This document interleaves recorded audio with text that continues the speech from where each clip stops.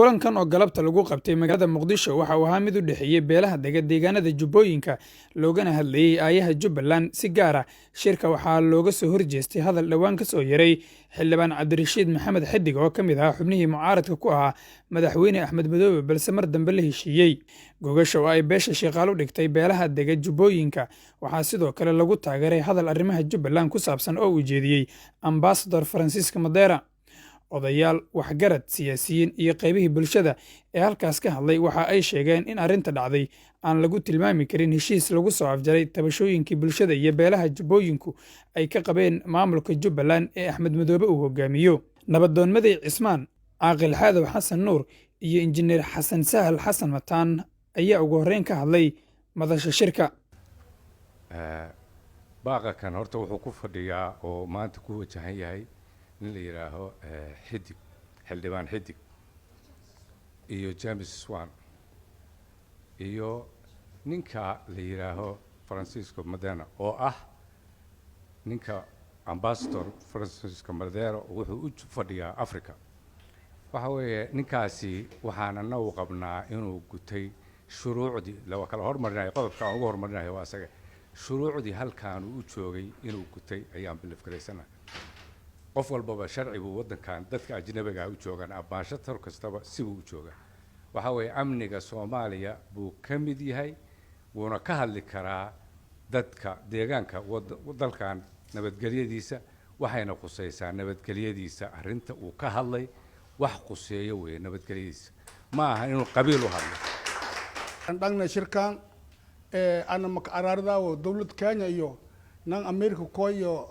ka hadalaawo ay ka hadal fadhiyo dawladda federaalka Soomaaliya hadda ay dawlad ma lahayna dabada noo galay afkar ninka bahay dabada ninka galay afkar ninka dawlad ma lahayna hadda laakiin maanta dawlad haysana madaxweyne haysana ra'iisul wasaare haysana xafiisina furunyan dalka wali hadda ka bahi may rooga geeg hal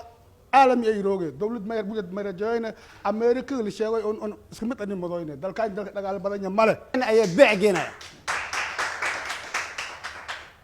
إسبارة ذيك اسمها وافشل أنت دولة الصومالية ترى يرى معنا وجدنا إسبارة حبسي عبدالشيد مع القاسة وروح ويري وحكي ديسين محبستي ليبي لكن محبستك اسمها كحر حسود ديس عليها الدولة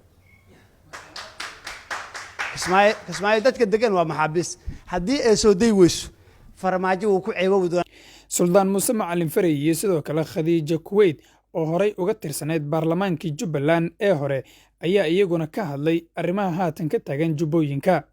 runtii waxaan ka xumahay nin xildhibaan ah dawladda dhexe oo u shaqeynaya dawladda shisheeye in uu muxuu ahaa koow oo dhigay heshiis maxlal ah oo uu la samaystay ina adeerkiis marka waxaan leeyahay heshiiskaas waad ku qasaarteen waxa idin rooneyd in aad mucaaradka sheegateen ahaataan Soomaalida aad halka ku qaliiftaan gadaashiina lagu kala tirsan yahay halkaas aad dadka ku sirtaan ba idin rooneyd nasiib darro intii isla dhalatay ba isa soo aaday waxa weeye dhibaatada haysata haddaan nahay beelaha Jubbooyinka masabxumada nagu dhacday waxa kamid ah waxaygana ana iska leh waxaagana kunoli kamana hadli kartid marka haddii laakiin lagu heshiiyo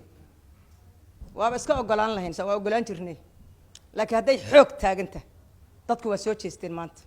beelaha Jubbooyinka matala oo qabiil walba in hadda qolo la tarxiilaayo oo dawladda awood waa u leedahay qolo la cayrinayo waxa xaq u leh James Swan ninkaasaba xaq u leh dalka in laga saaro ma aqoon darra u geysay ma ogi ma xaasidnima ma ogi ma hal dhag buu wax ku dhageystay inuu hal qolo kaliya ugu masab sheegto Jubbaland inta kalena ay halkaas taaganta wax soconay ma Francisco Madera wuxuu qabsaday waajibaadkiisa shaqooyinkiisa uu qabsaday kalaynka nin kale yaqaan waa Maxamed Idile raadiyaha telefishinka dalsan magaalada Muqdisho